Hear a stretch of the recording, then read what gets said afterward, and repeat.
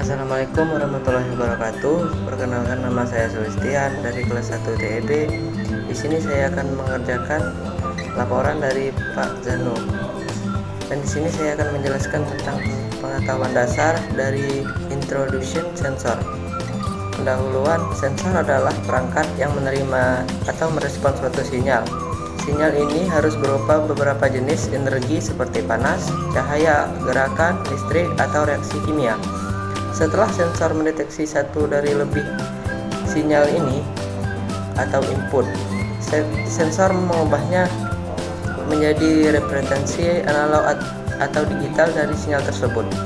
Berdasarkan penjelasan ini, Anda dapat melihat bahwa sensor digunakan dalam berbagai aspek kehidupan atau mendeteksi dan mengukur berbagai kondisi. Apa saja sensor yang Anda kenal atau gunakan setiap hari?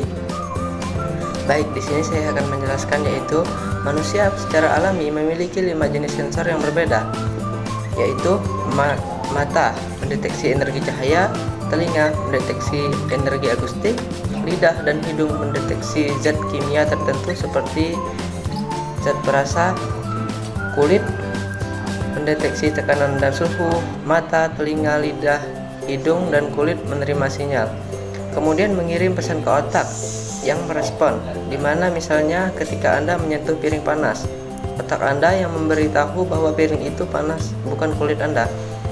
Unit ini menjelaskan konsep dasar sensor dan memperkenalkan berbagai jenis sensor baik dalam skala mikro ataupun makro. Tujuannya yaitu mendefinisikan sensor, menjelaskan 3 jenis sensor termasuk setidaknya 1 sensor mikro. Istilah kunci: aktuator, jenis traducer yang mengubah energi menjadi gerakan. Energi, sumber energi meliputi listrik, mekanik, hidrolik, pneumatik, kimia, termal, gravitasi, dan radiasi. Mekanis, berhubungan dengan mesin atau alat. Optik, berkaitan dengan cahaya dan perilaku cahaya serta interaksi cahaya dengan materi.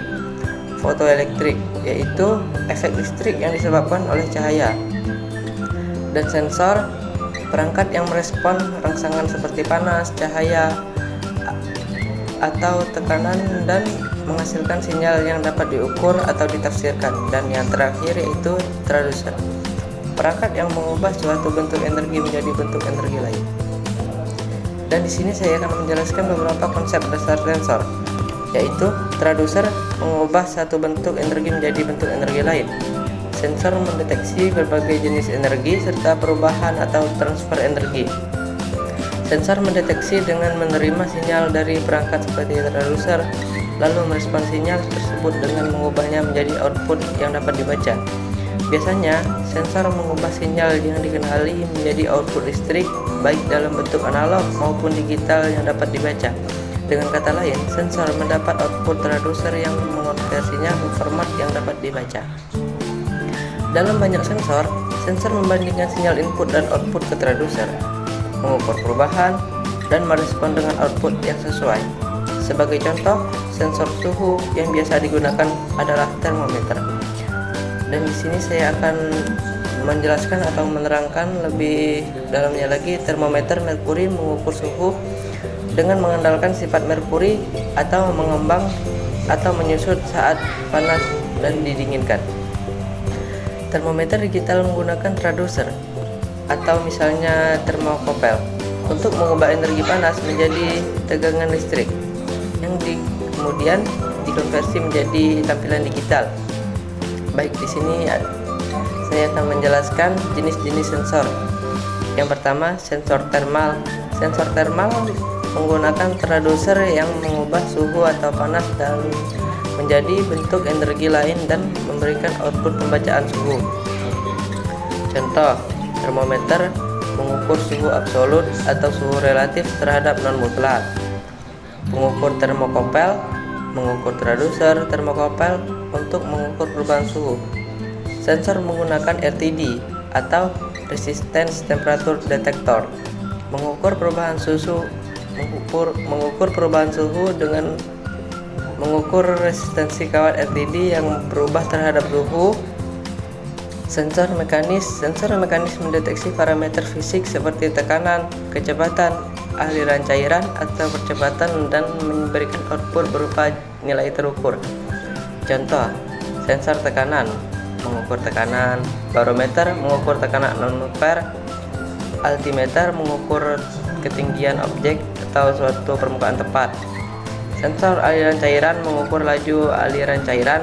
Sensor aliran gas mengukur kecepatan, arah, atau laju aliran gas. Akselerometer mengukur percepatan atau perlambatan. Misalnya, barometer merkuri bekerja dengan menyeimbangkan tekanan atmosfer terhadap tinggi kolam merkuri atau tabung kaca. Jika tekanan atmosfer meningkat, merkuri naik dan sebaliknya. 3. Sensor listrik. Sensor listrik mengukur resistansi, arus tegangan atau energi listrik, kemudian memberikan output nilai komponen listrik. Contoh, ohm meter mengukur resistansi, voltmeter mengukur tegangan, galvanometer dan ampermeter mengukur listrik, watt-hour meter mengukur energi listrik yang digunakan oleh rumah atau bisnis. Sebagai contoh, galvanometer bekerja dengan menggunakan medan magnet untuk menggerakkan jarum pengukur yang bertujuan untuk menunjukkan besar dan arah arus listrik. 4. Sensor kimia. Sensor kimia mendeteksi keberadaan atau konsentrasi zat kimia tertentu dalam suatu lingkungan. Contoh, sensor oksigen mengukur persentase oksigen dalam gas atau cairan. Sensor karbon dioksida mendeteksi keberadaan CO2. Dan di sini salah satu contoh sensor mikro adalah MEMS. Akseletometer, sensor yang digunakan dalam sistem airbag mobil untuk mendeteksi percepatan dalam 3 arah, yaitu X, Y, Z, dan mengaktifkan kantung udara jika diperlukan. Baik, di sini ada pertanyaan pemahaman, yaitu bisakah suatu perangkat didefinisikan sebagai sensor dan traduser sekaligus? Ya, suatu perangkat yang bisa memiliki dari satu fungsi, misalnya lampu pijar, biasanya dianggap sebagai traduser karena mengubah energi listrik menjadi panas dan cahaya. Namun jika digunakan oleh teknik listrik untuk menguji apakah arus listrik di suatu soket, lampu tersebut berfungsi sebagai sensor listrik. Kesimpulan dari semuanya yaitu sensor adalah perangkat penting dalam berbagai aspek kehidupan yang mendeteksi energi atau perubahan kondisi lingkungan.